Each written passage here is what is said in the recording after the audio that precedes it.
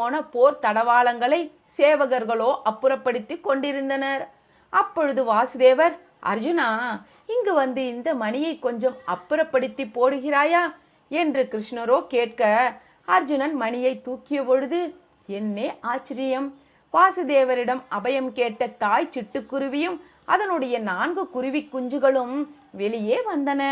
இன்று முதல் உங்களுக்கு சுதந்திரம் என்று கூறிய வாசுதேவரை தாய்க்குருவியோ தன்னுடைய 4 குருவி குஞ்சுகளுடன் சுற்றி வலம் வந்து தன்னுடைய அழகால் அவருடைய பாதத்தின் கீழே தரையில் கொத்தி வணங்கி பின்பு நன்றி கூறி ஆனந்தமாக பறந்து சென்று வானத்திலோ மறைந்தது.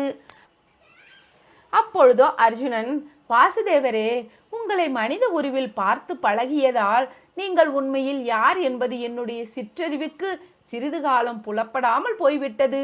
மன்னித்து விடுங்கள். எங்களை மட்டுமல்ல,